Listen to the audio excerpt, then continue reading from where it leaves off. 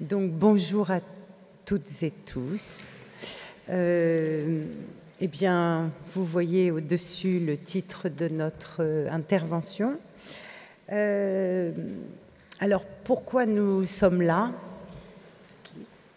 Alors, nous sommes conseillères pédagogiques départementales en éducation physique et sportive dans l'Académie de Paris. Nous avons mené une expérimentation autour de pratiques corporelles de bien-être à l'école il y a maintenant plus de 5-6 ans. Et nous sommes auteurs ou co-auteurs, puisque nous avons écrit un ouvrage avec des enseignants de maternelle, d'élémentaire, et nous, conseillères pédagogiques, dont le titre est Pratiques corporelles de bien-être pour mieux apprendre et mieux gérer sa classe. Ouvrage destiné aux enseignants et formateurs. Alors, pourquoi avons-nous mis en place cette expérimentation qui nous a conduit à coécrire cet ouvrage? Bien, tout simplement pour répondre à un besoin, à une demande qui était récurrente. Comment canaliser l'énergie débordante des élèves, comment obtenir leur attention, les aider à se concentrer pour mieux apprendre, peut-être pour mieux vivre ensemble déjà aussi. Il se trouve que cette expérimentation s'inscrit pleinement aujourd'hui dans la réflexion sur le bien-être qui entre aujourd'hui dans l'une des priorités de l'éducation nationale, ce qui n'a fait que nous conforter. Et nous avons pensé que nous pouvions apporter une réponse à ces questions, mais une réponse qui est la nôtre, qui correspond à nos convictions, on va dire une réponse corporelle. Voilà. Alors, pourquoi corporel? Je laisse la parole à Corinne. On ne s'est pas présenté. Annie Sébir, CPDEPS Paris. Et Corinne Pierotti, CPDEPS Paris également. Voilà. Alors, pourquoi corporel? Parce que nous avons toutes les deux toujours éprouvé le besoin de bouger. Quand nous étions enfants, on bougeait tout le temps. Et voilà. Alors, parce que aussi, nous avons la même expérience familiale, d'avoir une sœur, un frère porteur de handicap. Et il nous a fallu parler bien plus souvent avec le corps qu'avec les mots. Donc, pour nous, le corps est un vecteur langagier aussi. Et parce que professeur, on avait fait le constat que le corps de nos élèves nous envoie des messages et qu'ils ont besoin de bouger. Donc, ils nous envoient des messages corporels. Vous avez tous vu vos élèves soit crispés, gesticuler dans tous les sens, s'agiter. Ce sont des messages, ou alors être tout à fait calme et tranquille. Donc, ce sont des messages corporels qui vous indiquent l'état de tension ou pas de vos élèves. Alors, on va donner 2 exemples. Oui, 2 petits exemples. Alors, on a travaillé, nous, toutes les deux, sur la maternelle et sur l'élémentaire, et on a recueilli des témoignages, notamment cet élève, le bon élève, Guilain, qui, au CE1, je sais qu'on est en maternelle là, mais au CE1, le bon élève qui, dès qu'on lui donnait un travail à faire, une tâche, la faisait sans rechigner et tout de suite.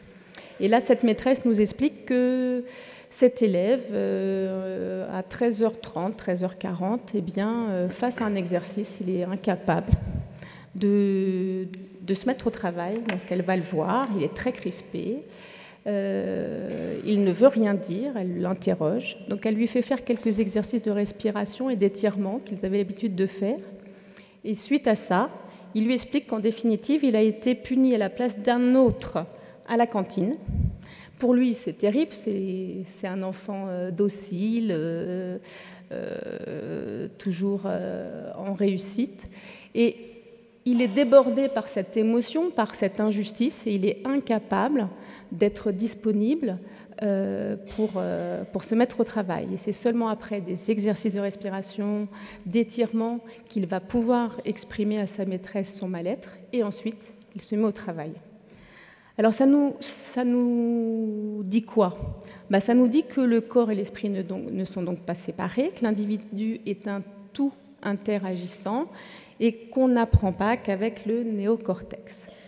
Les neurosciences nous ont prouvé qu'à l'inverse du stress, le plaisir favorise le raisonnement, la mémoire, le travail, et que le bien-être corporel, par des exercices ludiques, de respiration, de concentration, d'attention, de relaxation, participe aux apprentissages, à la confiance, à l'estime de soi, au mieux vivre, et ceci dès le plus jeune âge et tout au long de la vie.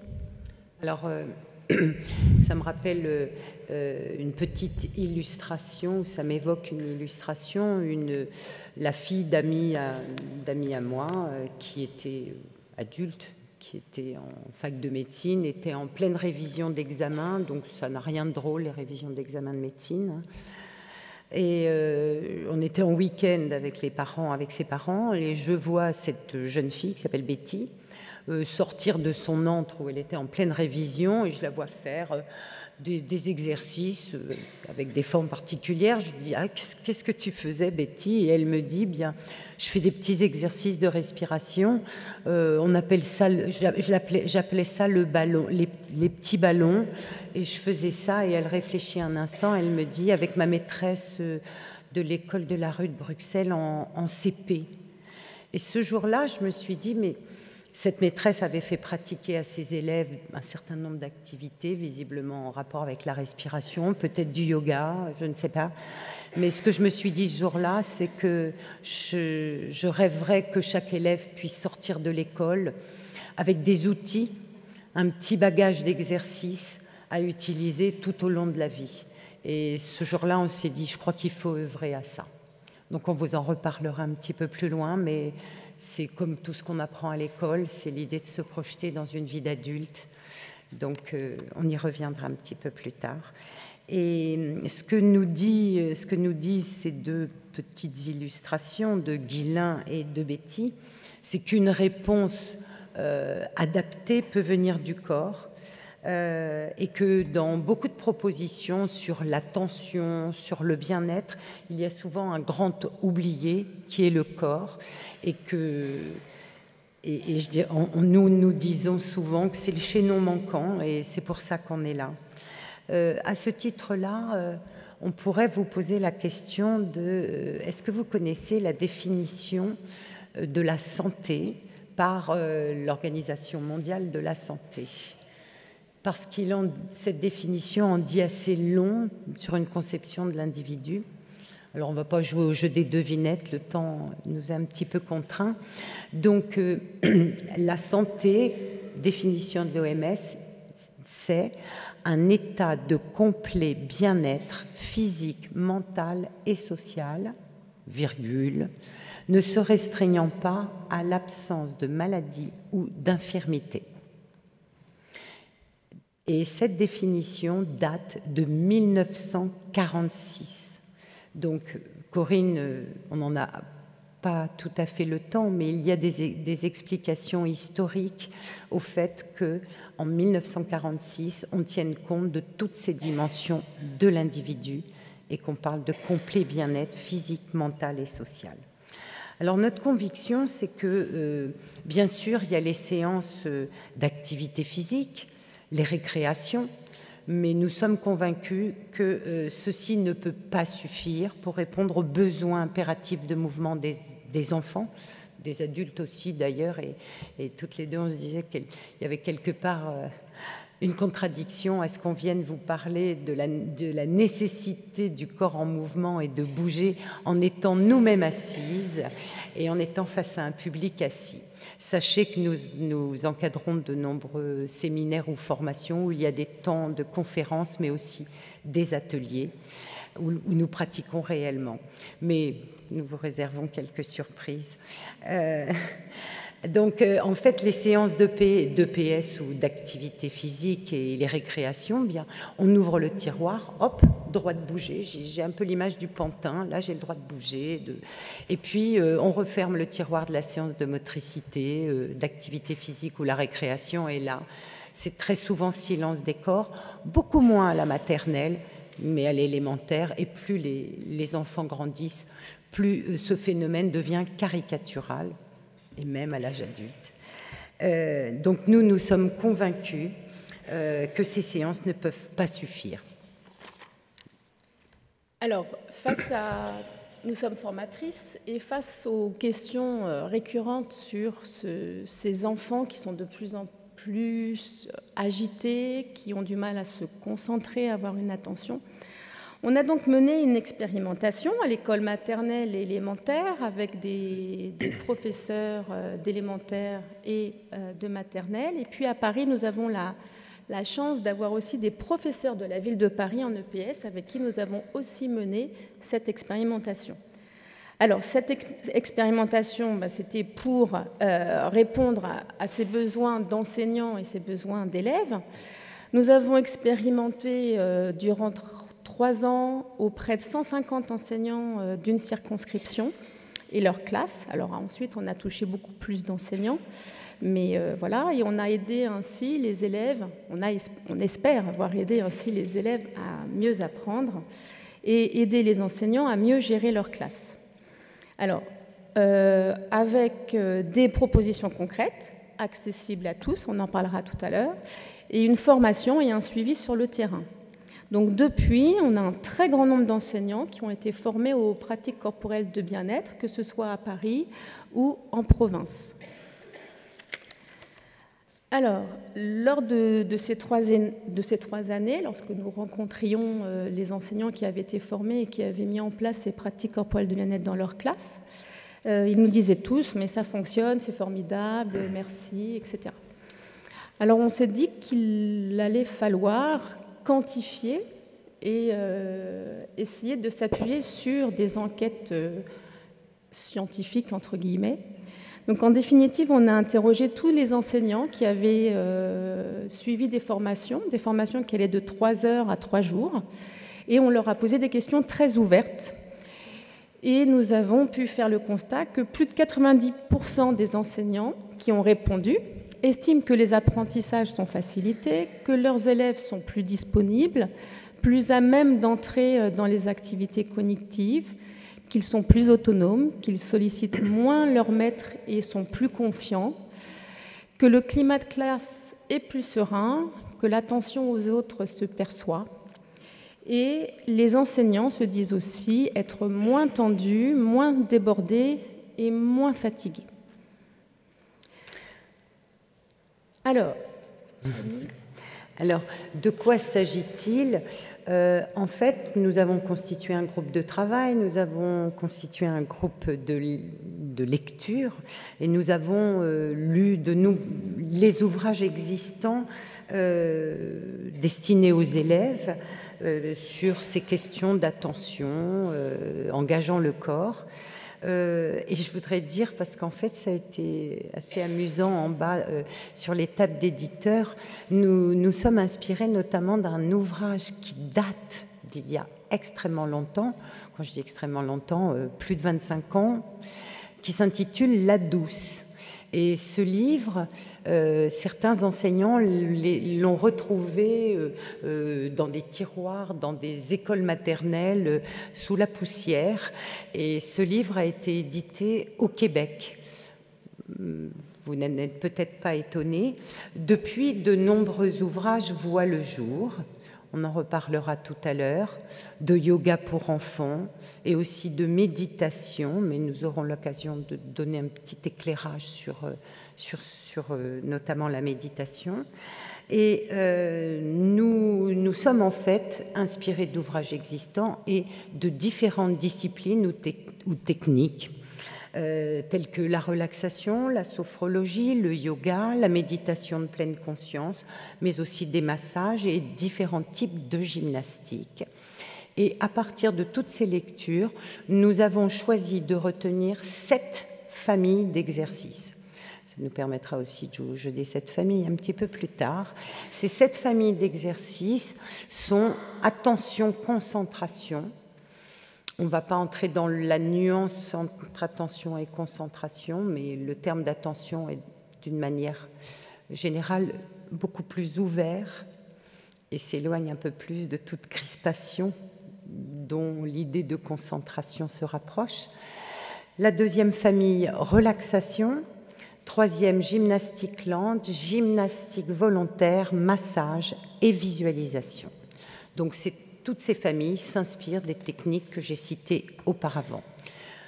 Nous allons vous emmener dans quelques salles de classe. On n'a pas pu amener les salles de classe in vivo, mais nous allons, pour que cela prenne corps, vous permettre de voir quelques illustrations en classe. Et nous avons tout de même choisi de montrer une classe d'élémentaire pour commencer. Beaucoup d'autres de nos illustrations se trouveront en maternelle, mais ceci vous permet de... Oui, c'est une classe de CE1 du 10e arrondissement de Paris en REP. Voilà, c'est une école qui a une configuration un peu particulière. C'est l'école qui possède le métrage carré le plus petit par élève. Les couloirs sont extrêmement étroits. Il y a un sens de montée et de descente des escaliers parce que 2 rangs ne peuvent pas se croiser. La cour est extrêmement petite avec 6 arbres plantés au milieu et c'est une école polyvalente de 16 classes. Voilà. Alors, elle est sur un boulevard et pour les élèves et pour les enseignants, les classes donnent sur la cour. Comme la cour est très petite, les services de cours s'enchaînent. Et de l'autre côté, lorsque les enfants sont dans le couloir, ça donne sur une grande avenue. Et en face, on a une caserne de pompiers. Et à Paris, les pompiers sortent régulièrement de leur caserne. Voilà, donc voilà une configuration un peu particulière. 10e arrondissement, Vic d'Azir, pour ceux qui voudraient muter. Voilà, et les maîtresses, les maîtres nous ont donc demandé de les aider pour essayer de poser les élèves et de faire en sorte qu'on ait quand même un climat un peu plus posé et serein. Voilà, au bout d'une année de travail autour de ces pratiques corporelles de bien-être, ce que ça peut donner, c'est la DGESCO qui est venue filmer et qui nous rend ce petit film de 3 minutes.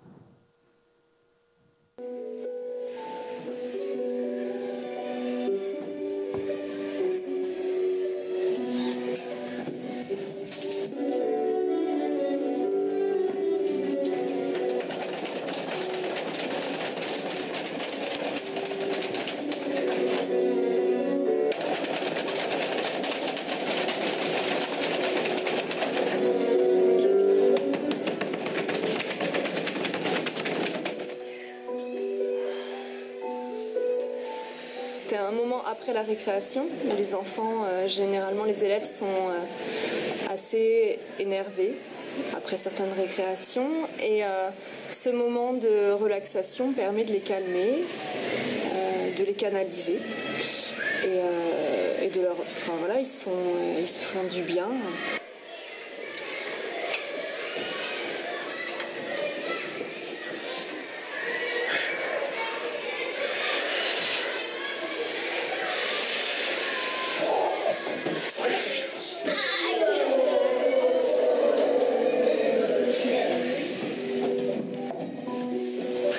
Facile pour certains élèves, c'est-à-dire qu'on a beau prévoir une séance très bien construite, de calme, il y a certains élèves pour qui c'est très difficile.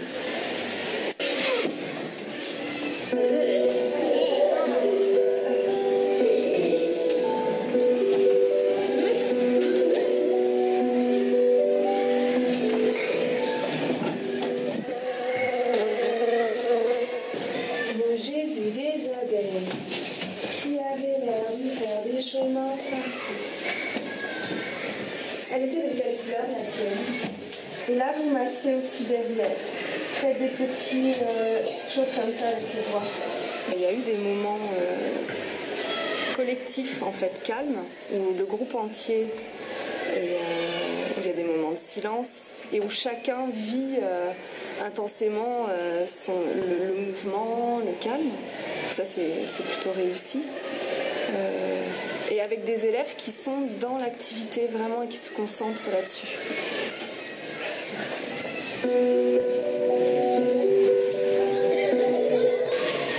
À s'écouter soi-même, à écouter précisément aussi les consignes qui sont données, parce que faire un jeu en fait à chaque fois. Ils doivent absolument intégrer la consigne. À prendre de la distance par rapport au groupe et à les observer. Et du coup à me rassurer aussi, mais vraiment à les observer à distance, à être autour d'eux. J'aime bien que ça permet, en fait, ces activités de relaxation, elles permettent de vraiment connaître ses élèves, et que c'est important dans un groupe classe, et d'avoir confiance en eux, et eux, je crois aussi confiance un peu plus en leur enseignant. Enfin, c'est une vraie rencontre. Voilà. Oui, avec du bruit, ça déconcentre. Ça aide à quoi? Pourquoi ça t'aide à réfléchir? Tu es d'accord avec elle? On se fait du bien, on s'aide les maths. On fait des ateliers en classe. On a travaillé le matin. Du français. La géographie aussi. On travaille pas.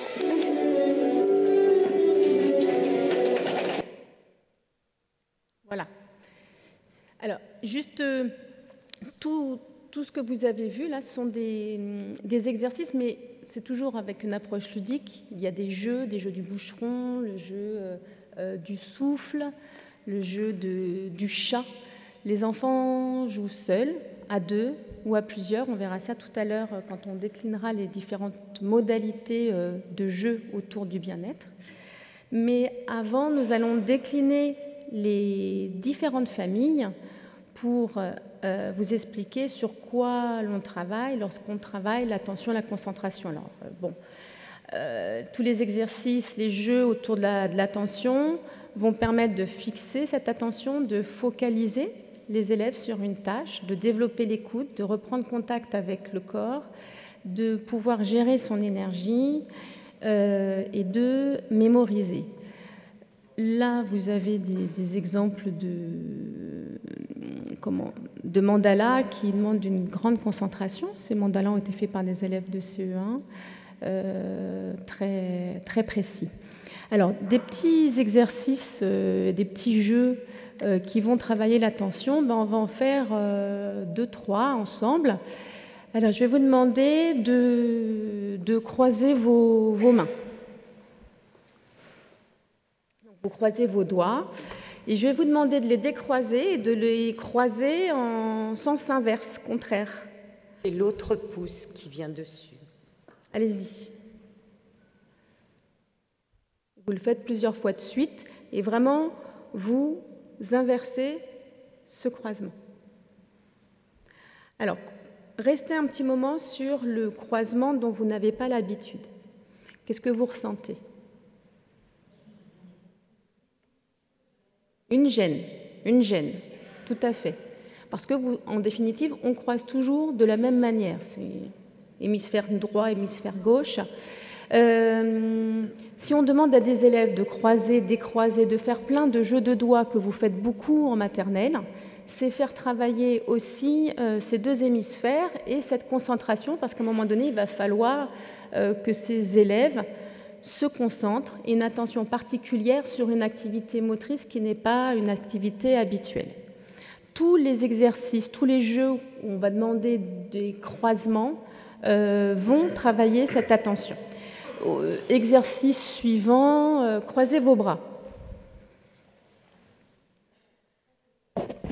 Ça, on sait le faire, mais on le fait toujours de la même manière. Et justement, je vais vous demander de décroiser et de croiser dans l'autre sens. Si vous causez, c'est que vous réfléchissez. Parle de se laver les mains aussi. Voilà. Tous ces petits jeux corporels vont demander de l'attention. Alors, au fur et à mesure, vous voyez, on peut devenir très expert.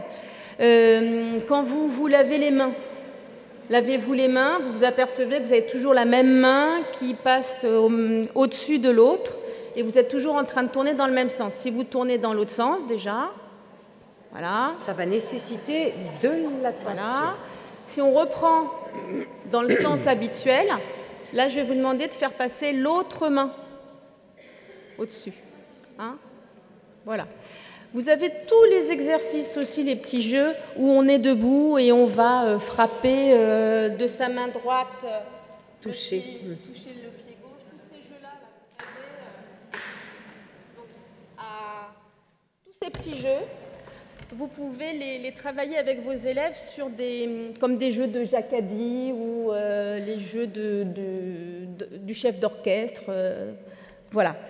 Alors, pourquoi ça fonctionne? Ça fonctionne parce que lorsque on travaille tous ces jeux de croisement, de segments, etc., on va travailler les deux hémisphères du cerveau et ça va renforcer la mémoire. Alors, il faut savoir que ces exercices sont très utilisés en gériatrie. Voilà, mais parce que ça permet de maintenir cette mémoire et de la renforcer. Là, ce sont des exercices, des jeux individuels ou à deux, mais nous proposons également des situations en grand groupe classe, en déplacement dans l'espace, des jeux d'attention, et pour ceux qui font pratiquer à leurs élèves des activités d'expression, de danse, ce sont ces jeux que l'on appelle des jeux d'écoute ou de mise en état de danse. Et il y a là de nombreuses matières et de nombreuses situations pour travailler l'écoute de soi, l'écoute des autres, l'idée de l'unisson, etc. Donc nous aimons aussi beaucoup proposer des jeux au niveau du collectif de la classe et en mouvement, c'est-à-dire en déplacement.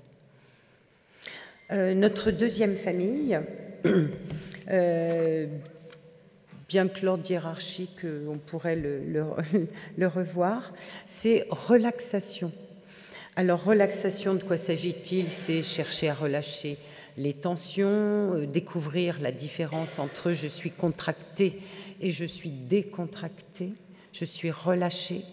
Et mon Dieu que ça n'est pas simple, et plus on est jeune, plus il est difficile de prendre conscience de qu'est-ce qu'être détendu. C'est comme tout le reste, ça s'apprend. Ça s'apprend très progressivement et c'est censé nous permettre d'être dans un état de mieux-être. Alors, juste deux tout petits exercices. Vous connaissez le jeu du point serré. Alors, ce que je vais vous demander, c'est simplement là où vous êtes de serrer. On peut appeler ça la balle de tennis, ça pourrait être avec un objet, ça peut être une balle. Ça se vend d'ailleurs dans le commerce, ces espèces de balles anti-stress. Balles anti-stress, mais sachez que vous n'avez besoin d'aucun matériel. Hein. Un stylo peut faire l'affaire. Une balle de tennis usagée fait très bien l'affaire, ou aucun objet. Donc on va vous proposer simplement là, dans la position dans laquelle vous êtes, de serrer très fort le poing droit. Allez-y, serrez très très fort, encore plus fort. Alors essayez de ne pas crisper les épaules et les mâchoires, ce qui arrive souvent très vite. On serre très fort. Je vous propose maintenant de le détendre, le laisser se détendre, et simplement d'observer les effets, d'être à l'écoute des sensations dans cette main par rapport à l'autre. Essayez un instant de prendre conscience des sensations qui sont sans doute différentes. Nous vous proposons, parce que l'autre est jalouse, de pouvoir serrer l'autre poing bien fort, très fort, encore plus fort. Il faut le maintenir un petit peu, puis de le détendre. Alors vous allez me dire pourquoi ce type d'exercice? Eh bien, apprendre à se décontracter n'est pas une chose simple. Et en fait, il y a deux techniques de relaxation, dont une qui s'appelle la méthode Jacobson, qui a comme principe de travailler sur les opposés. Et que pour prendre conscience de comment je suis décontractée, je passe par l'excès inverse d'être contractée. Et de passer par une contraction extrême me permet de découvrir, de ressentir, d'apprivoiser ce qu'est potentiellement un muscle qui se détend. Alors, on va juste faire un deuxième, très simple, parce qu'on propose des exercices assis dans un amphithéâtre. Nous en avons bien d'autres dans d'autres positions. C'est, il me semble, un exercice très utile, puisque le siège de nombreuses de nos tensions, vous le savez, ce sont ici les trapèzes, ces vilains muscles qui, quand on est sous tension, ce qui est malheureusement extrêmement souvent le cas, sont tendus et sont souvent la cause des problèmes de colonne vertébrale, de cervicale. Et comme vous savez que l'ensemble est un haut-banc interagissant, si j'ai des problèmes de crispation permanente, j'en ai au niveau cervical, voire après par compensation ailleurs. Donc ce qu'on va vous proposer juste, c'est de crisper très fort ces vilains endroits qui ont l'habitude de l'être. Donc vous allez monter vos deux épaules, comme si vous vouliez que les épaules touchent les oreilles, là, très fort. Et puis sur une expiration, essayez de leur laisser du poids. Et vous allez le refaire chacun à votre vitesse, comme vous le sentez. Je monte mes épaules, je serre très très fort mes épaules. Je peux même bloquer mon inspiration, puis sur une expiration, je les relâche et j'essaie de leur lâcher, de leur donner du poids un peu plus. Vous le faites une troisième fois en essayant de vous mettre à l'écoute des sensations. Chacun à votre rythme.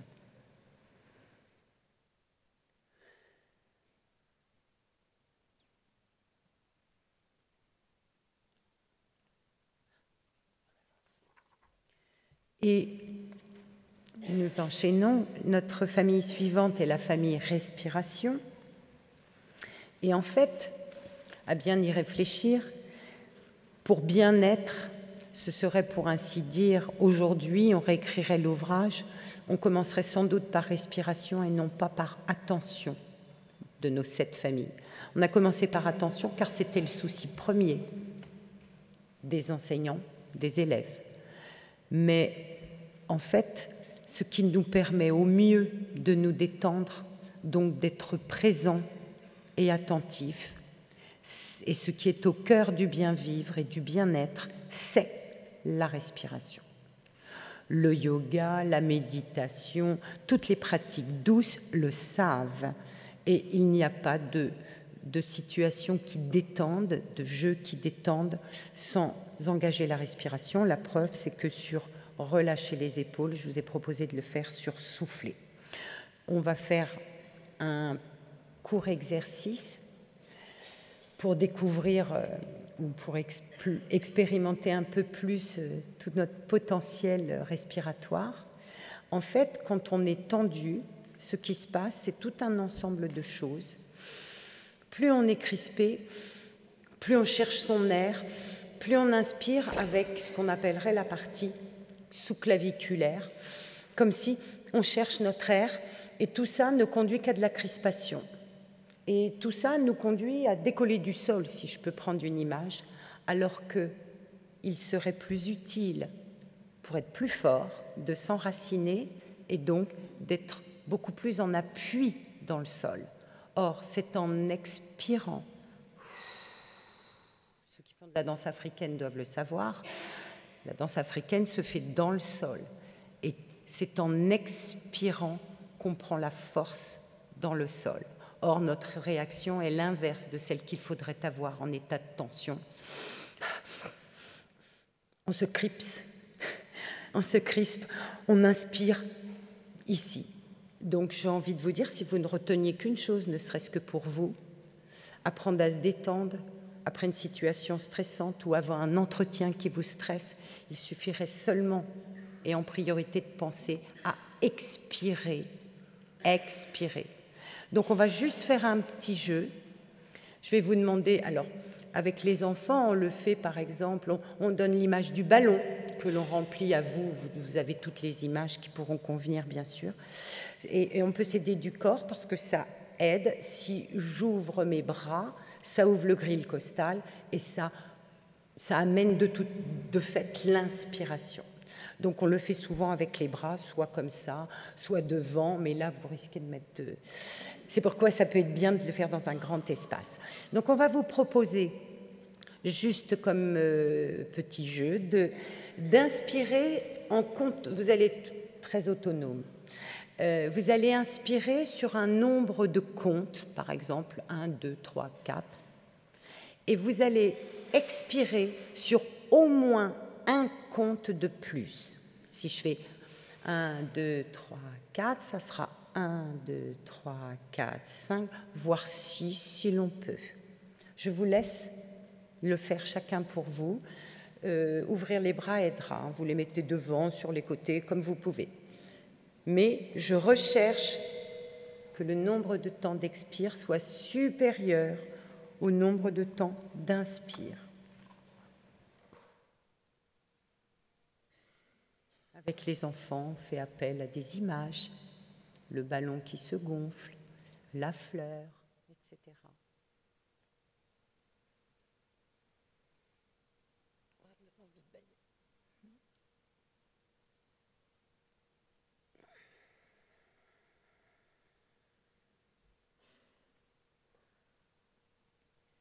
Pour ceux qui sont à l'aise, parce qu'il y a plein de formes de respiration, mais pour ceux qui sont à l'aise, vous pourrez instaurer ce que l'on appelle une apnée haute et une apnée basse. Qu'est-ce que ça veut dire?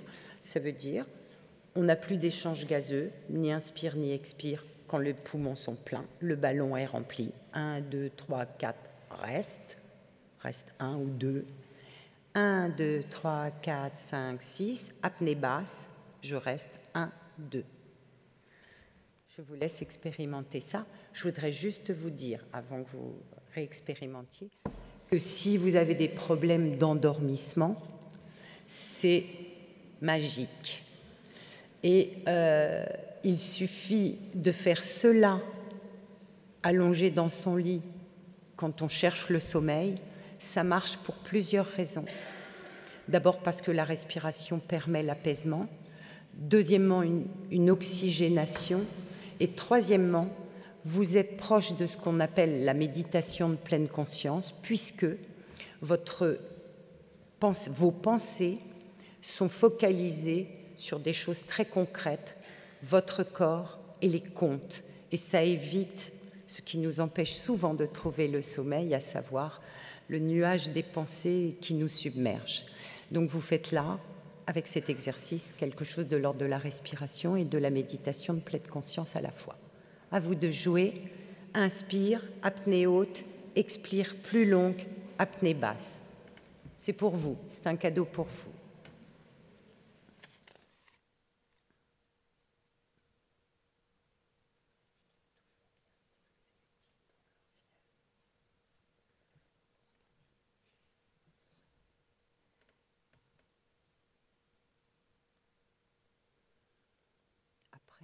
Après, on peut le faire avec ou sans les bras.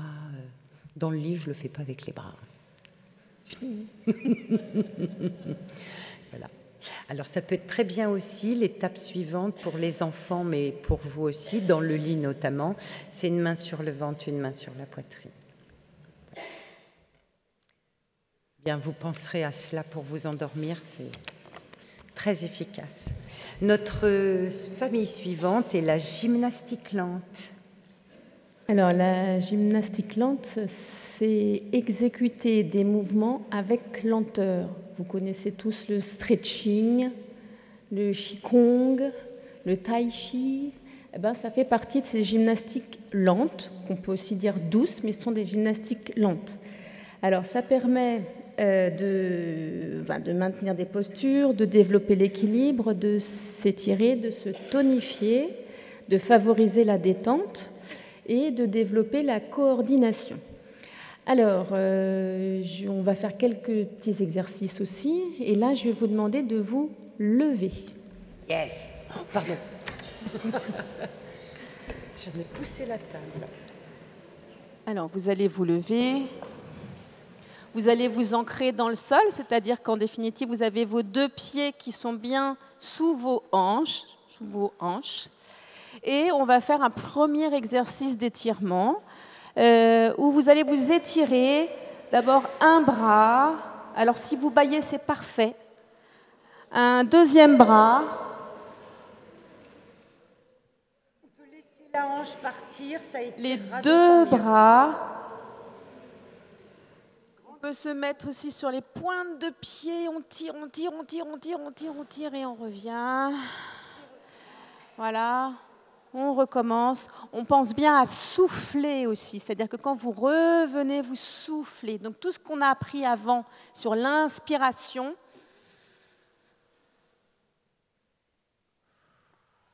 Et ensuite, on expire.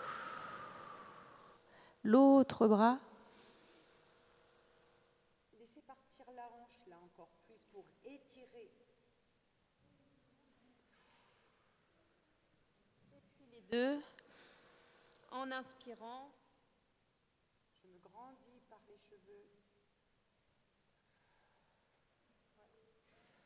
Autre petit exercice, vous allez faire comme moi. Alors, vous allez mettre vos deux bras face à vous. Vous allez tourner les mains dos à dos. Voilà. Vous allez croiser les doigts et vous allez ramener ici. Et ensuite, vous allez vous rester sur un pied. Voilà. Oh. Voilà. Alors, il faut être ancré dans le sol. Si possible, le regard est à l'oblique et fixe un point. Ça va vous permettre de garder votre équilibre. Et pour ceux qui seraient très à l'aise dans cette position, ils peuvent fermer les yeux.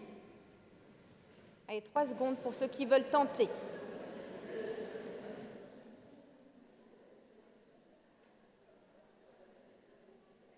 Ne tombez pas, s'il vous plaît. Et on peut changer de jambe. Toujours dans cette position. Et chaque exercice a plusieurs variables. Hein. On pourrait mettre le pied ici, on pourrait mettre les mains là, et vous retrouverez une posture de yoga. Vous pourrez être comme ça, comme ça, comme ça, comme ça. Voilà. Fermez les yeux pour ceux qui le souhaitent.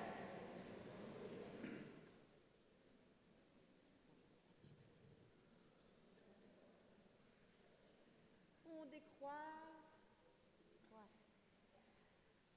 Parle du regard, de fermer les yeux. Le regard est très important sur ces équilibres, sur ces exercices, ces jeux qui font travailler l'équilibre. Vous avez aussi le regard qui va vous permettre de garder cet équilibre en fixant un point, en étant à l'oblique devant vous.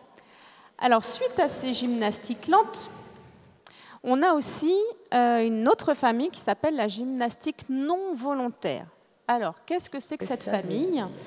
Eh bien, c'est tous les exercices qui laissent agir la pesanteur. Ça va provoquer l'étirement et le relâchement. Alors, par exemple, on est assis, on est de la même manière que disait Annie, on sent quand même une tension au niveau de la nuque. On peut faire l'exercice de la tête lourde, c'est-à-dire qu'on est bien assis et on va laisser sa tête pencher et laisser le poids de la tête en expirant et en restant comme ça une dizaine de secondes. On peut fermer les yeux et on va s'apercevoir que tout doucement, cette tête va être de plus en plus basse et que le cou va s'étirer.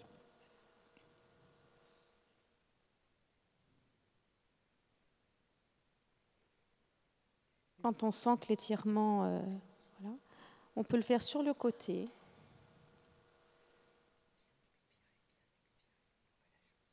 On expire bien, car le relâchement, on l'obtient aussi grâce à cette expiration. On On peut le faire en arrière aussi. Et vraiment laisser cette tête lourde, très lourde. Alors on peut faire bien sûr appel à des images qui vont permettre aussi de se relaxer. Et puis on peut faire de l'autre côté aussi.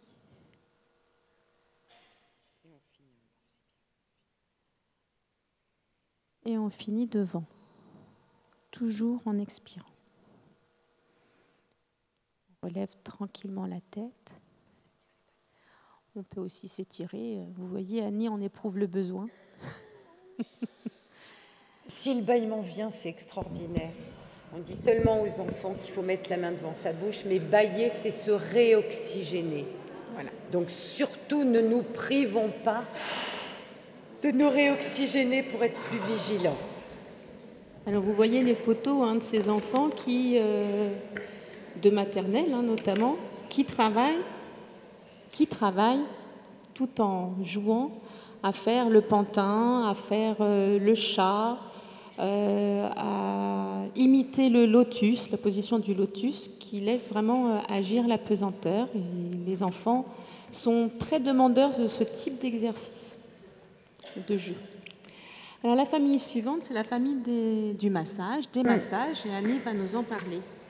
Je voulais juste revenir, parce que je vais faire une petite remarque, enfin un préambule, sur la question du fermer les yeux.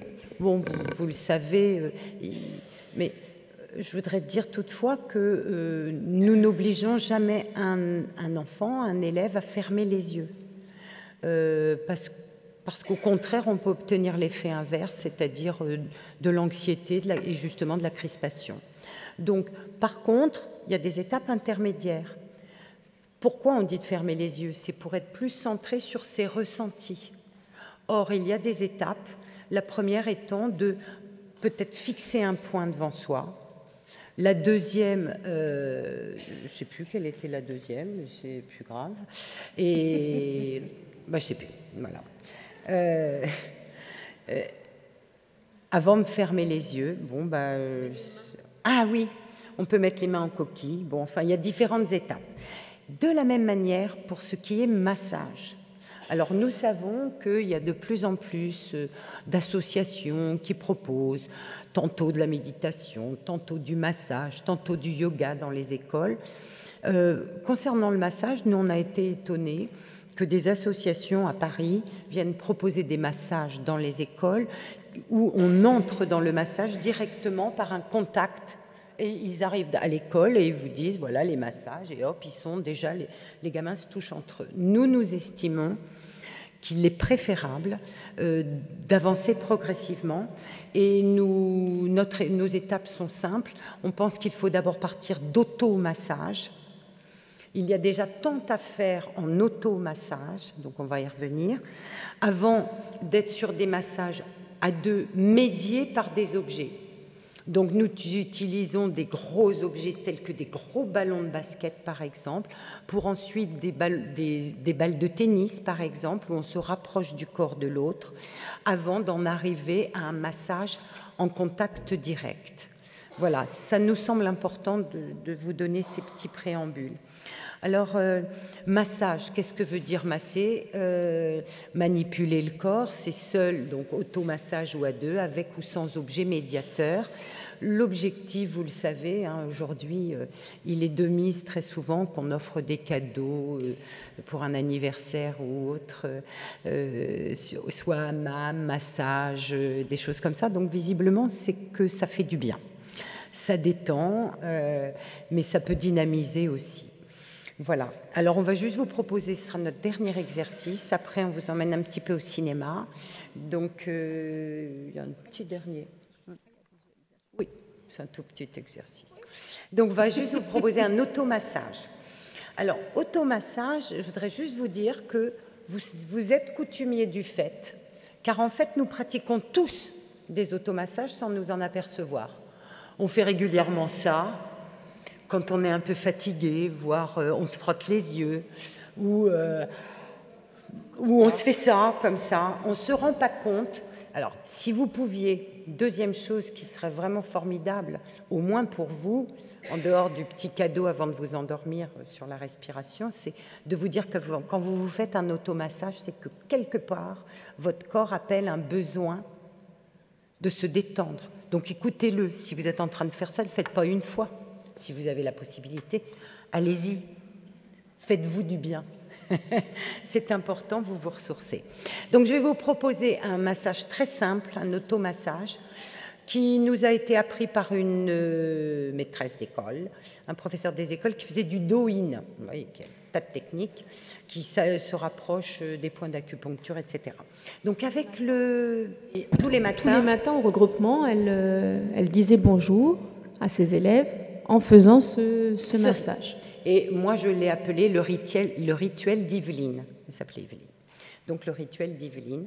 Donc, on va, avec le pouce, faire des ronds dans la paume de la main. On va le faire un peu rapidement, hein. Normalement, on prend son temps. Puis, on va étirer chaque doigt, et on pourrait dire aux enfants, comme si vous vouliez retirer un gant trop serré. Puis, vous allez pincer avec l'index et le doigt, de part et d'autre de chaque doigt à la racine de l'ongle, tout cela pour activer la circulation. Ce sont des points d'acupuncture. On pourrait déjà se dire, est-ce que je ressens la même chose d'une main et de l'autre? Pour vos élèves, ça active les terminaisons nerveuses. Hein. Quand les enfants sont petits, ils ne ressentent peut-être pas forcément le crayon parce que les terminaisons ne sont pas terminées. Finies.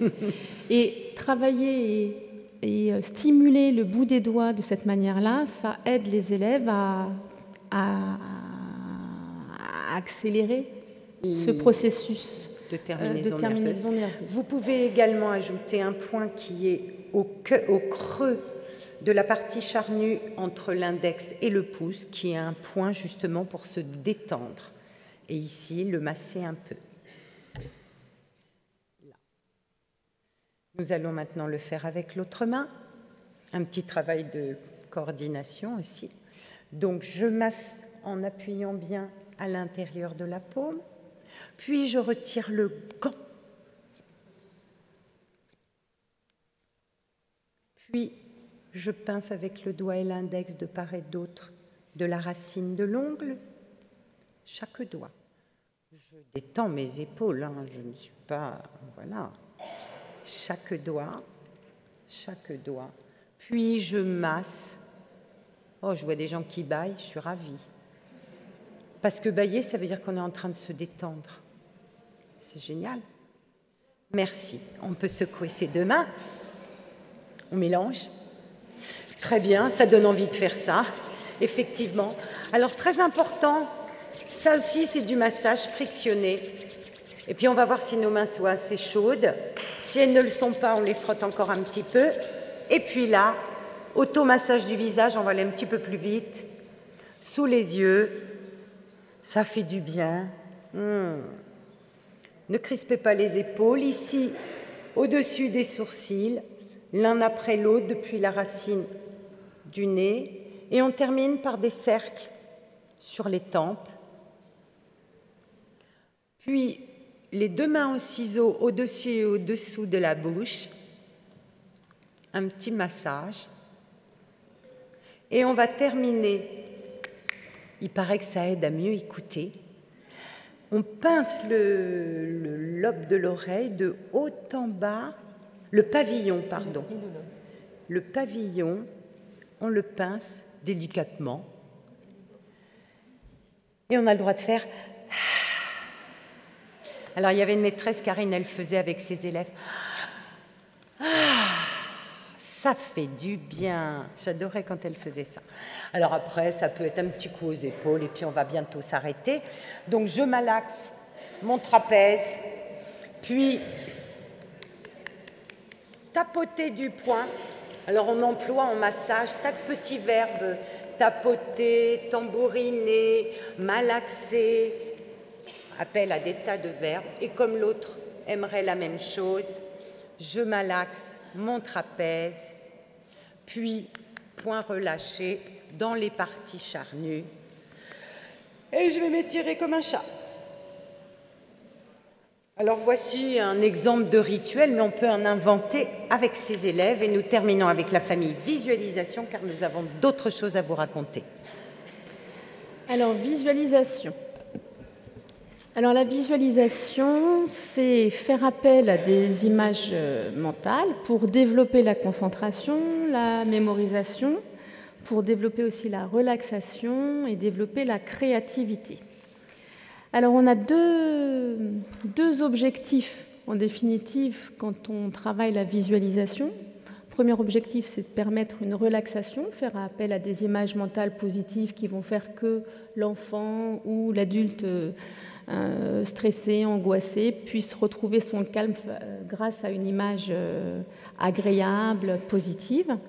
Et puis, on a un autre objectif, c'est d'ancrer les connaissances grâce à la visualisation et de permettre à l'enfant de redérouler le film d'une logique, d'un raisonnement, un petit peu comme les entretiens d'explicitation.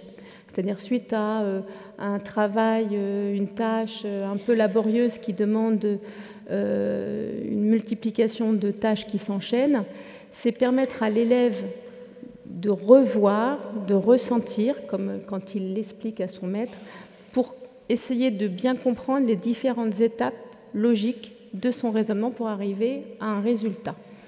C'est aussi mémoriser. Mémoriser, on pourrait très bien, là, aujourd'hui, vous demander tiens, on va le faire.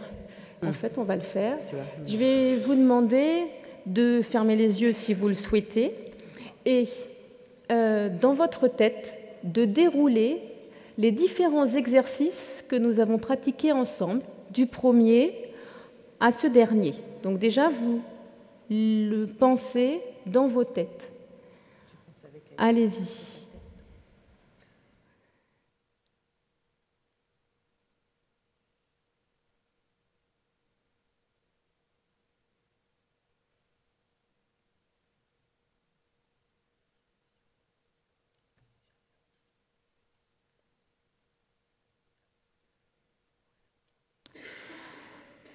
Alors, combien d'exercices avons-nous fait? Montrez-moi avec vos doigts, selon vous.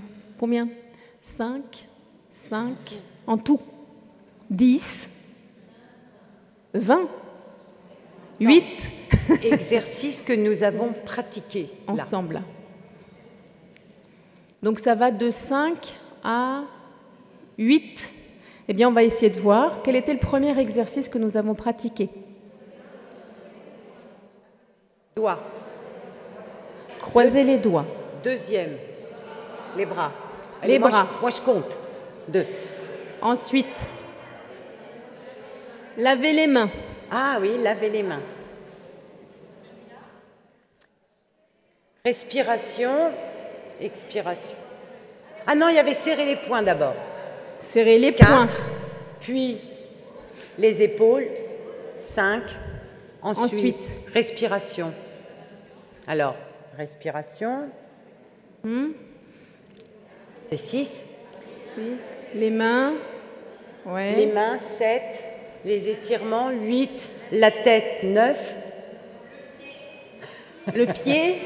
Il n'y a pas le pied. La tresse. Ça y est, elle l'avait dit. 9, 10. Le massage, l'automassage, 11. C'est l'automassage complet, 11. Ouais, on va dire que c'est 11. Parce on va dire 12 même, plus voilà. Celui-ci, 13. Alors, on va faire un autre exercice. Je vais vous demander d'observer la salle et de vous observer vous aussi. C'est-à-dire que vous devez observer l'ensemble de ce qui fait cette salle, là maintenant. Allez-y, observez, regardez.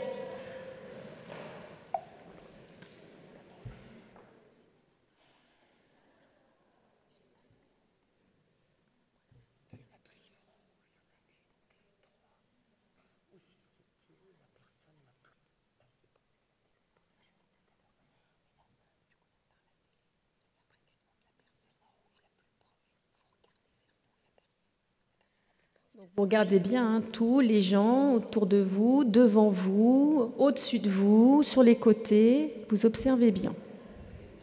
Voilà. Alors, vous allez reprendre votre place. Vous allez fermer les yeux. Ou fixer un point. Ou fixer un point. En contrebas. Ou fixer un point en contrebas. Vous êtes prêts? Il y a Et vous allez intrus, là, montrer avec votre doigt. En gardant le regard fixé voilà. ou les yeux fermés. Avec votre doigt, vous allez montrer là où se trouve le téléviseur selon vous.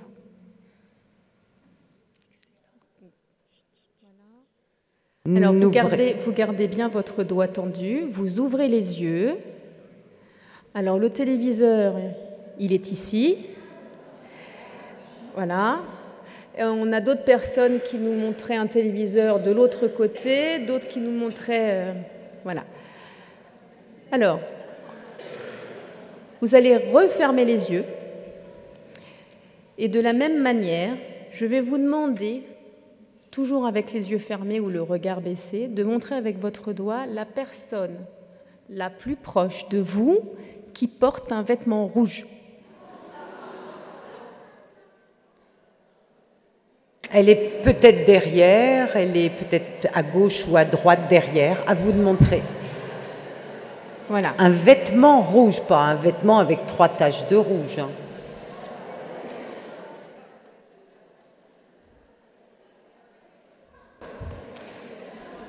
Bien. Alors, ces exercices, ces jeux sont à faire avec vos élèves. C'est-à-dire que des jeux d'observation où les enfants vont observer une image ou un endroit, on va fermer les yeux et on va jouer à trouver où se trouve telle ou telle chose. Alors, il se trouve que d'habitude, quand on fait ce type d'exercice, on a toujours quelque chose mais qui n'est pas là. C'est un extincteur. Et généralement, on demande de montrer l'extincteur. Avec vos élèves, c'est la même chose, de montrer des choses qui sont au départ assez grosses pour ensuite aller sur des choses beaucoup plus petites. Et vos élèves vont donc travailler la concentration, une attention particulière à l'observation, mais aussi lorsqu'ils vont fermer les yeux, ils vont faire appel à une image mentale de ce qu'ils viennent de voir pour essayer de repérer et de retrouver l'objet que vous leur demandez de montrer. Ces visualisations sont aussi très importantes, donc comme je vous le disais, pour ancrer des savoirs et des connaissances. Donc c'est à travailler régulièrement après des exercices, après des séances d'activité physique, après avoir écouté une histoire. Hein? Voilà. Alors, tous les jeux, les exercices qu'on propose peuvent se faire. Là, on était un petit peu condamnés à le faire, à les proposer assis, mais nous proposons les mêmes ou avec des nuances bien évidemment debout, d'autres situations allongées.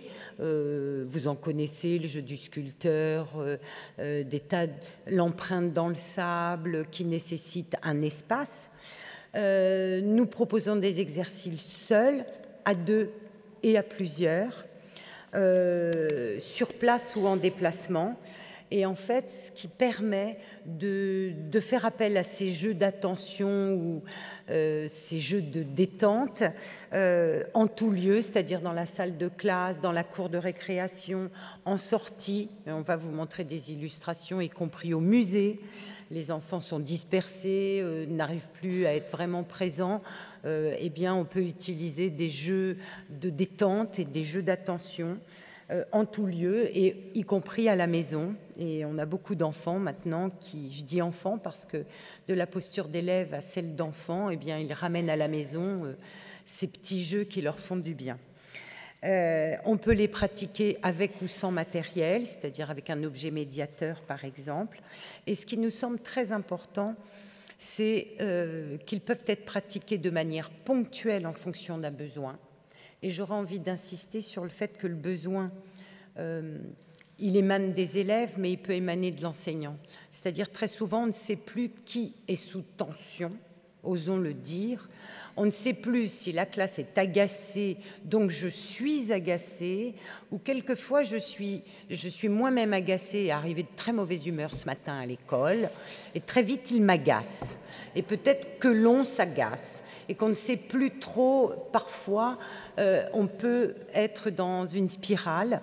Donc j'aurais juste envie de vous dire que quand vous vous sentez sous tension, vous n'avez pas envie, vous n'êtes pas bien, mais écoutez-vous, il y a de fortes chances pour que ça imprègne et qu'ils incorporent cela, et que peut-être que si vous en ressentez le besoin, ils en ressentent le besoin et réciproquement. Donc ça peut être en fonction d'un besoin ponctuel, ça peut être ritualisé, mais ça peut faire aussi l'objet d'une séquence d'enseignement, d'un ensemble, d'un certain nombre de séances pour acquérir un petit bagage d'exercices à utiliser de manière ponctuelle ou rituelle. Alors, on va vous montrer quelques illustrations, et notamment une manière ponctuelle ou rituelle, mais qui est libre, dans une salle de classe maternelle où une enseignante du 10e arrondissement, Émilie, a instauré, comme il y a le coin jeu, dinette, le coin lecture, le coin lecture et repos, elle a instauré un coin bien-être. Donc c'est un petit film de quelques secondes qui ne peut qu'illustrer. En attendant que les autres finissent leur travail, les enfants sont libres. Les autres sont descendus en récréation quand ils ont terminé leur travail. Non mais les filles souhaitent faire un jeu. Tu peux descendre dans la cour? Est-ce qu'il y a des enfants qui veulent descendre dans la cour? En fait, on fait quoi? Qu'est-ce que c'est ça? Ah, c'est ça l'exercice de la voiture. La voiture, elle est là. Elle est là, la voiture. Mais c'est pas ça l'exercice. Elle est là, la voiture.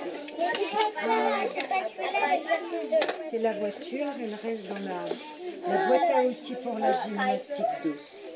Et Yes, il est parti. La grenouille, la boule à picot, des histoires, la voiture, et toutes les petites fiches pour jouer à des exercices pour se relaxer. Ah, j'adore Laquelle tu aimes? C'est quoi ça? ça, en fait. Tu aimes bien celle-là? Ah, le repos. Je vais voir. Attention. Ah, c'est un putain de parce que moi j'avais Ah, cassé. t'aimes bien celle-ci? Regarde, ça c'est l'exercice de la quand on l'a enlevé là-bas. Il l'a trouvé par contre. L'exercice de la... Il se casse. Oui, mais à la fin, on le refait.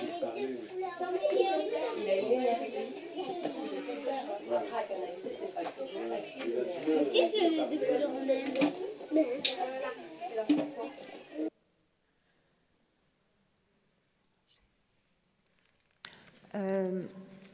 Bon, c'est juste une illustration. Il peut y avoir. Il y a eu un colloque à GEM à Paris qui avait été consacré au coin jeu dans la classe de maternelle. Voilà, un coin jeu à bien-être peut complètement être instauré. Et nous avons des enseignants qui ont, pour nourrir le coin jeu, on fait ce qu'on a appelé le panier à bien-être, avec dedans des matières qui font appel à différents sens, des kims touchés, enfin vous connaissez tous les kims au toucher, et qui offrent là des tas de matières pour les élèves. Et vous avez pu voir que dans le coin bien-être, il y a à la fois des balles à picot, des ballons plus durs, des livres. L'enseignante utilise aussi des livres de comptines apaisantes. Il y a plein d'ouvrages sur des comptines pour relaxer, des comptines de yoga. Il y a aussi un livre que tout le monde connaît parce que tout le monde nous en parle. Nous l'avons également, ce livre qui s'intitule « Calme et attentif comme une grenouille ». d'Elvin Sennel, qui en fait s'est appuyé sur les travaux d'un Américain, il faut que vous m'aidiez, là, c'est l'âge. Tu m'aides? Non, ne m'aide pas. John Kabat-Zinn, qui a développé la laïcisation de la méditation, pour appeler ça méditation de pleine conscience. Donc, Calme et attentif comme une grenouille est un ouvrage de vulgarisation à l'attention du grand public, donc des parents, mais que beaucoup d'enseignants utilisent avec un CD. Alors, on va se permettre juste de vous donner un avis parce que c'est devenu... enfin, nous, à Paris, c'est placardé à la sortie des métros. Enfin, beaucoup de gens l'ont acheté. Beaucoup d'enseignants vont même faire des formations en Belgique, assez onéreuses d'ailleurs. Bon, nous, notre avis sur la méditation, on a envie de vous le donner. On vous dit, on l'a, le bouquin. On peut l'utiliser parfois. Maintenant, nous sommes convaincus... D'ailleurs, vous en voyez là, hein, calme et attentif comme une grenouille. Nous estimons qu'il faut être assez vigilant à ne pas plaquer des problématiques d'adultes sur des enfants. C'est-à-dire que là, il y a un risque. On ne dit pas qu'il faut jeter le bébé avec l'eau du bain, jamais. Il y a des choses intéressantes derrière ça.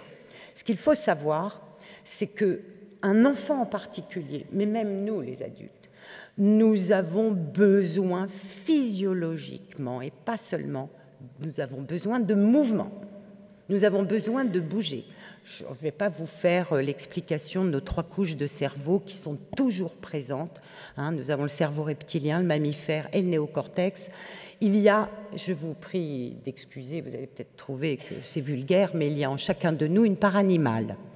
Moi, je la revendique et je pense qu'à étouffer cette part animale et ce besoin de mouvement, effectivement, la cocotte est prête à exploser. Et qu'il ne faudrait pas systématiquement, et donc systématiser le fait que quand un enfant est agité, inattentif, il faille remettre une couche de « chut, écoute, tais-toi, maîtrise-toi », et on va faire un peu de méditation et faire silence du corps. Je signale entre parenthèses que la méditation n'utilise le silence du corps que pour obtenir, je dis bien que pour obtenir le silence des pensées. Car ce qui nous stresse et nous submerge et nous fait mal vivre, c'est le flux des pensées. Et que la méditation et le yoga, la méditation est une partie du yoga,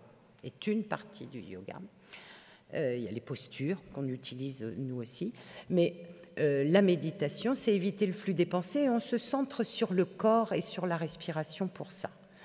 Nous pensons qu'on peut y faire appel, mais qu'on peut y faire appel et que ça ne doit pas remplacer ce besoin impératif de mouvement qu'ont les enfants.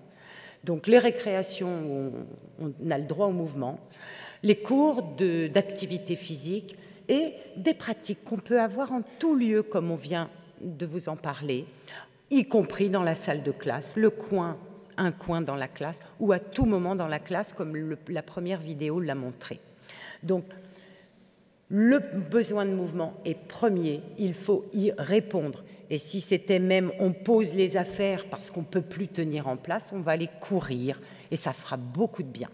Je ne dis pas qu'il ne faut pas y faire appel de temps en temps. Voilà, pour faire très court. Et l'autre manière ponctuelle, je vais laisser la parole à Corinne. Manière ponctuelle en sortie. On a cette photo d'élèves dans un des salons du château de Vaux-le-Vicomte. Donc grande section, moyenne grande section, la maîtresse arrive au château, les élèves sont excités, 1h30 de quart, voilà. La conférencière commence à faire sa conférence, à raconter toute cette petite histoire du château. Les élèves n'écoutaient absolument rien, donc la maîtresse lui a demandé 10 minutes, même pas 5 minutes d'arrêt. Et donc, elle a d'abord fait courir sur place tous les élèves à une très grande vitesse, puis ensuite, ils ont ralenti et elle les a fait s'allonger. Donc elle les a fait allonger, là vous voyez la photo. La conférencière était un peu stupéfaite. Elle se demandait ce qui se passait dans son salon. Tout avait vibré avant. Voilà. Elle se demandait si les tableaux n'allaient pas se décrocher. Mais non. Et puis, ils se sont relevés tranquillement. Et là, la conférencière a pu faire toute sa visite tranquillement avec des élèves qui étaient déjà bien plus disponibles que quand ils sont arrivés. Donc vraiment, ne pas hésiter en tout lieu, quand on vous dit en tout lieu, de manière ponctuelle, quand il y a un réel besoin. Alors ensuite, ce peut être aussi de manière ritualisée, après une séance d'EPS, donc l'envoi des élèves après avoir beaucoup bougé, qui s'allongent et qui écoutent une petite musique douce. Cette musique douce, ils savent que lorsqu'elle s'arrête, eh bien, c'est la fin du rituel de relaxation, de fin de séance. On peut avoir aussi donc, de manière approfondie, comme on l'avait dit, donc avec un module d'apprentissage, pour acquérir un répertoire d'exercices, donc au moins 6 séances, 1 à 2 séances par semaine, des séances qui peuvent être réalisées en salle de motricité ou en classe. Et il faut faire pratiquer des exercices, essayer de faire pratiquer les exercices dans les 7 familles, en s'appuyant sur les variables qui sont proposées et faire évoluer chaque exercice pour proposer une progression et faire en sorte que les élèves puissent puiser et choisir ensuite les exercices qui sont les plus adaptés à eux-mêmes. La séance est généralement suivie d'un temps de verbalisation, des sensations, des étapes de la séance avec une visualisation. Et on peut exploiter ces séances en classe, en amont et en aval. Alors, ensuite... L'idée, comme je vous le disais avec l'histoire de la grande Betty, l'idée serait que chaque élève, au cours de sa scolarité, puisse se constituer, nous on a appelé ça une petite valise à bien-être, c'est-à-dire un ensemble de jeux, d'exercices qui lui conviennent à lui, car... Voilà, chacun ne trouve pas plaisir, et le plaisir est essentiel. De même que vous ne pourrez... Il est souhaitable de proposer à vos élèves des jeux, des exercices que vous sentez bien, et bien qu'ils puissent se constituer un kit de survie, de bien-être, tout au long de leur vie. Alors, on pourrait retenir un certain nombre de principes. Vaut mieux faire peu, mais assez régulièrement, instaurer ça comme une hygiène de vie, une culture de classe. Moi, je dis hygiène de vie, c'est comme savoir qu'il faut se laver les mains avant de passer à table, qu'on se lave les dents au minimum avant d'aller s'endormir, et pour quelles raisons. Eh bien, peut-être aussi savoir qu'on a tout ce qu'il faut pour mieux vivre à portée de main, sur soi, sans rien porter. Ce sont ses poumons. C'est cet apprentissage d'une conscience de plus en plus fine de son corps. Et si on apprend ça à l'école, je pense que c'est gagner en sérénité, en efficacité, en longévité pour une vie entière et pas seulement pour l'école. Et il y a beaucoup de situations extrêmement ludiques où à la fois l'élève et l'enseignant trouvent un grand plaisir.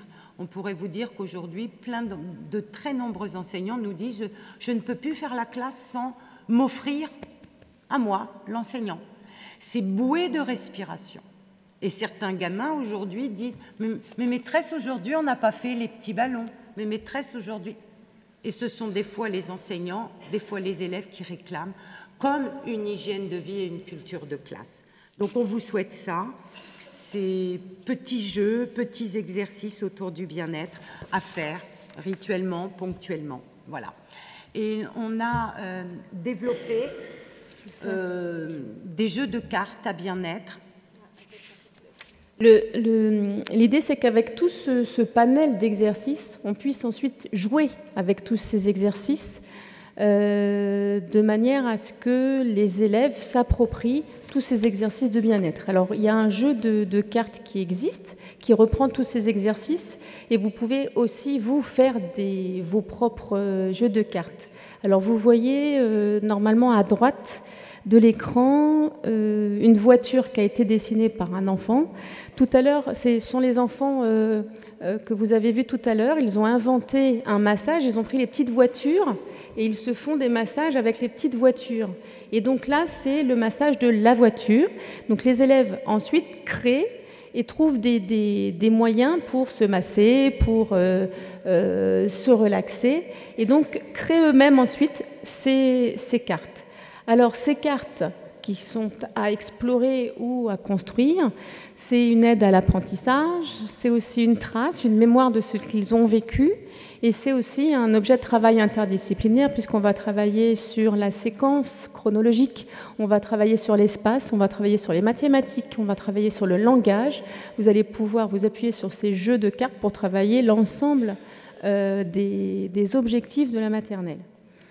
Alors, l'intérêt pour les élèves et pour les enseignants, c'est que ces cartes peuvent être transitées d'un lieu à un autre, elles sont facilement transportables, qu'elles peuvent être affichées, agrandies, elles peuvent être utilisées de manière rituelle, elles vont permettre de mémoriser, de s'approprier les exercices et de développer l'autonomie des élèves.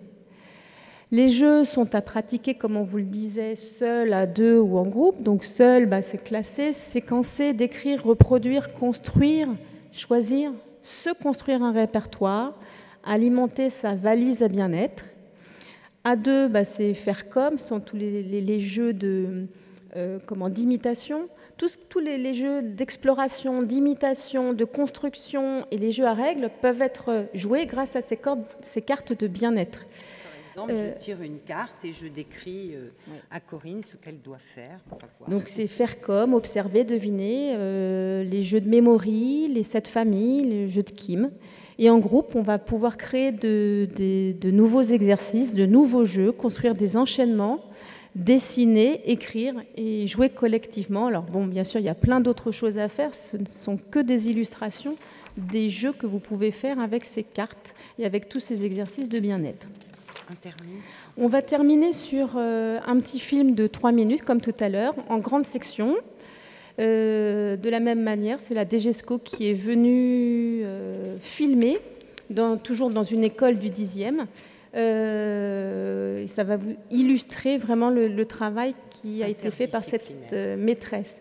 Ce qu'il faut dire aussi, c'est que suite à ces formations et à cette mise en place de pratiques corporelles de bien-être, il y a eu une incidence sur des choix pédagogiques d'enseignants, sur l'aménagement de la classe, sur des ateliers, sur des pédagogies actives, sur la manipulation. Bref, les enseignants qui ont adopté ces pratiques corporelles de bien-être ont osé des choses qu'ils n'osaient pas avant parce qu'ils avaient peur des corps, peur du mouvement de leurs élèves. Alors ce film illustre aussi une exploitation interdisciplinaire. Mais là, on ne parle pas de la corde à sauter, on parle de la gymnastique douce. Gardez les yeux fermés, essayez de vous souvenir les différentes sortes d'exercices qu'on a pu faire. Là, on vient de faire le carrousel, mais on en a fait plein d'autres. Est-ce que vous pouvez vous souvenir? Vas-y, allez. La respiration. Essayer de rester immobile. Oui, il faut essayer de rester immobile. La vibration. La vibration.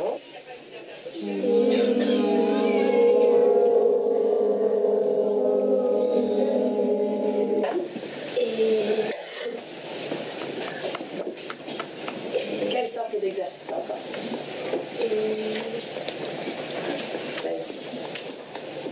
Ceux avec le livre CD, oui, c'est pas grave. Avec le livre CD, avec les petites chansons. Les voitures et le yoga. Alors avec les voitures, qu'est-ce qu'on a fait avec les voitures? On a fait des massages avec les voitures. Avec quoi d'autre? Avec la balle. La balle à picot. Ce que je vous propose maintenant, c'est dessiner celui que vous avez le plus aimé. J'allais trouver bien ça. On a appris beaucoup de choses sur la respiration. On a appris avec le doigt sur le zèbre. On s'est fait des petits massages, on tapotait sur la tête, et à la fin on a rôti un petit peu comme ça.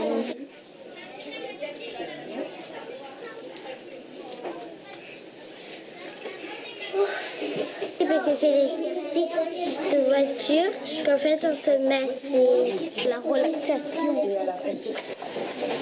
Comme ça à la forme d'une étoile de mer, et ça s'appelle l'étoile de mer.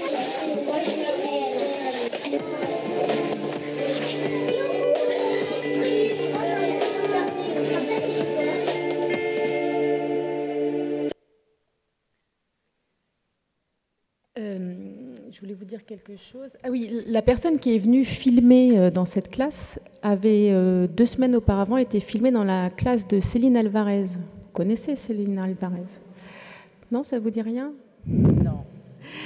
Et quand il est arrivé dans cette classe, en sortant, il dit « Mais c'est incroyable, elle fait Montessori, cette maîtresse ?» Non, pas du tout. « Ah bon, j'ai l'impression d'être dans une classe Montessori. » Et on a dit « Non, non. En définitive, elle pratique des exercices corporels, de bien-être, elle fait attention au corps, et les élèves sont de plus en plus autonomes. Et elle nous a dit aussi, vous avez vu les dessins des élèves, on est sur des moyens grands. Elle disait que le dessin du bonhomme, souvent du début de l'année à la fin de l'année, elle s'était aperçue que l'année où elle avait travaillé sur ces pratiques corporelles de bien-être, la segmentation du bonhomme, les dessins étaient bien plus précis, avec le cou, avec le coude, avec les poignets, les genoux, apparaissaient, alors qu'avant, elle n'avait que très peu d'élèves qui étaient capables de dessiner un bonhomme avec tous les segments. Donc c'était quand même quelque chose d'assez intéressant aussi à vous faire partager. Notre idée, c'est d'accorder aussi plus de place au corps à l'école par des jeux corporels, par des exercices de bien-être qui vont permettre à nos élèves et à nous d'être le plus épanouis possible et entrer véritablement dans les apprentissages. Merci de votre écoute. Tu mets la dernière.